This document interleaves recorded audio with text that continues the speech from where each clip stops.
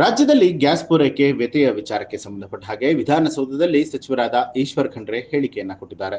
ಕರ್ನಾಟಕದಲ್ಲಿ ಎಲ್ಲಾ ಕಡೆಗಳಲ್ಲೂ ಕೂಡ ಗ್ಯಾಸ್ಗಳು ಸಿಗ್ತಾ ಇಲ್ಲ ಅಂತ ಹೇಳಿ ಸ್ಪಷ್ಟಪಡಿಸಿದ್ದಾರೆ. ಜೊತೆಗೆ ಆಹಾರ ಕೂಡ ಸಿಗ್ತಾ ಇಲ್ಲ. ಕೊರೋನಾ ಸಂದರ್ಭದಲ್ಲಿ ಔಷಧ ರೀತಿಯಲ್ಲಿ ಇದು ನಡೀತಾ ಇದೆ. ಇದು ಗಂಭೀರವಾಗಿರುವಂತಹ ವಿಚಾರ. ಕೇಂದ್ರ ಸರ್ಕಾರ ಈ ಒಂದು ವಿಚಾರದಲ್ಲಿ ವಿಫಲವಾಗಿದೆ. ಕೇಂದ್ರ ಸಚಿವರಾದ ಹರ್ದೀಪ್ ಸಿಂಗ್ ಪುರಿ ಅವರು ಈ ಬಗ್ಗೆ ಯಾವುದೇ ರೀತಿಯಂತಹ ಕ್ರಮವನ್ನ ಕೂಡ ಜರುಗಿಸ್ತಾ ಇಲ್ಲ. ತಮ್ಮ ಸ್ಥಾನಕ್ಕೆ ಹರ್ದೀಪ್ ಸಿಂಗ್ ಕೂಡಲೇ ರಾಜೀನಾಮೆಯನ್ನ ಕೊಡಬೇಕು. ಬೇರೆ ಬೇರೆ ಮೂಲಗಳಿಂದ ಗ್ಯಾಸ್ ಅನ್ನ ಖರೀದಿ ಮಾಡಬೇಕು. ಕಾಳಸಂತೆಯಲ್ಲಿ ಈಗಾಗಲೇ ಗ್ಯಾಸ್ಗಳು ಮಾರಾಟ ಆಗ್ತಿದೆ. ಬಿಜೆಪಿಯವರು ಆತ್ಮಾವಲೋಕನವನ್ನ ಮಾಡಿಕೊಳ್ಬೇಕು. ಇನ್ನು ಇದೇ ರೀತಿ ಮಾತನಾಡ್ತಾ ನಿನ್ನೆ ನಡೆದಂತಹ ಶಾಸಕಾಂಗ ಪಕ್ಷದ ಸಭೆಯಲ್ಲಿ ಶಾಸಕರಿಬ್ಬರು ಗಲಾಟೆ ಮಾಡ್ಕೊಂಡಿರುವಂತಹ ವಿಚಾರಕ್ಕೆ ಸಂಬಂಧಪಟ್ಟ ಹಾಗೆ ಕೂಡ ಮಾತನಾಡಿದ್ರು. ಅದು ಯಾವುದು ಕೂಡ ಆಗಿಲ್ಲ. ನಮ್ಮ ಪಕ್ಷದ ಆಂತರಿಕ ವಿಚಾರ ಇವೆಲ್ಲವೂ. ಯಾರು ಕೂಡ ಕೈ ಮಿಲಾಯಿಸಿಲ್ಲ. ಅವರವರ ಅಭಿಪ್ರಾಯವನ್ನ ತಿಳಿಸಿದ್ದಾರೆ. ಶಾಸಕಾಂಗ ಸಭೆ ಬಹಳನೇ ಸೌಹಾರ್ದಯುತವಾಗಿ ಆಗಿದೆ ಅಂತ ಹೇಳಿ ವಿಧಾನಸೌಧದಲ್ಲಿ ಸಚಿವರಾದ ಈಶ್ವರ್ ಖಂಡ್ರೆ ಮಾಧ್ಯಮಗಳಿಗೆ ಪ್ರತಿಕ್ರಿಯೆಯನ್ನ ಕೊಟ್ಟಿದ್ದಾರೆ. ಇಡೀ ದೇಶದಲ್ಲಿ, ರಾಜ್ಯದಲ್ಲಿ, ವಿಶೇಷವಾಗಿ ಕರ್ನಾಟಕದಲ್ಲಿ, ಬೆಂಗಳೂರಿನಲ್ಲಿ, ಇವನ್ ಬೀದರ್ನಲ್ಲಿ ಎಲ್ಲ ಕಡೆ ಏನು ಹಾಹಾಕಾರ ಎದ್ದಿದೆ. ಅಡುಗೆ ಅನಿಲ್ ಸಿಲಿಂಡರ್, ವಾಣಿಜ್ಯ ಸಿಲಿಂಡರ್ಗೆ ಸಿಗ್ತಾ ಇಲ್ಲ, ಜನರಿಗೆ ಆಹಾರ ಸಹಿತ ಸಿಗ್ತಾ ಇಲ್ಲ, ಕಾಳಸಂತೆಯಲ್ಲಿ ಮಾರಾಟ ಮಾಡ್ತಾ ಇರ್ತಕ್ಕಂಥದ್ದು ನಾವು ನೋಡ್ತಾ ಇದ್ದೀವಿ. ಮತ್ತೆ ಪುನಃ ನಮಗೆ ಏನು ಕರೋನಾ ಸಮಯದಲ್ಲಿ ರೆಮ್ಡೆಸಿವಿರ್ ಇಂಜೆಕ್ಷನ್ ಕಾಳಸಂತೆಯಲ್ಲಿ 30,000 ರೂಪಾಯಿವರೆಗೆ ಮಾರಾಟ ಮಾಡಿದಂಥದ್ದು ಇದು ನಾವೆಲ್ಲ ನೆನಪಿಸ್ಕೊಳ್ತಾ ಇದ್ದೀವಿ. ಇದು ಅದಕ್ಕಿಂತ ಹೆಚ್ಚಿನ ಒಂದು ಗಂಭೀರವಾದಂಥ ಒಂದು ಪ್ರಕರಣವಾಗಿದೆ. ಕೇಂದ್ರ ಸರ್ಕಾರ ಸಂಪೂರ್ಣವಾಗಿ ಇದರ ಬಗ್ಗೆ ಆಲೋಚನೆ ಮಾಡಲಿಕ್ಕೆ ವಿಫಲವಾಗಿದೆ.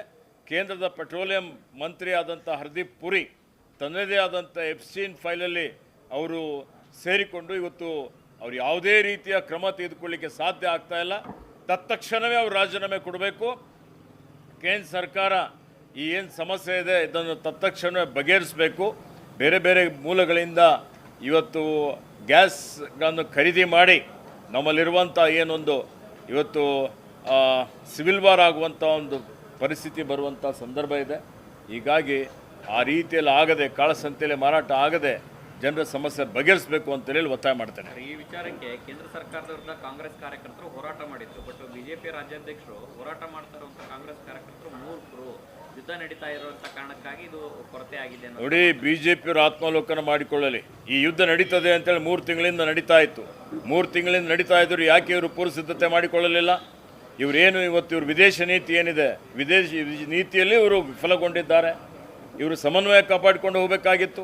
ಯಾರ ಪರ ಯಾರ ವಿರೋಧನೂ ಇರದ ರೀತಿಯಲ್ಲಿ ಎಲ್ಲರ ಜೊತೆಯಲ್ಲಿ ಸಂಪರ್ಕ ಚೆನ್ನಾಗಿ ಇಟ್ಕೊಂಡು ಬಿಡ್ತಿದ್ರೆ ಈ ಸಮಸ್ಯೆ ಆಗ್ತಾ ಇರಲಿಲ್ಲ.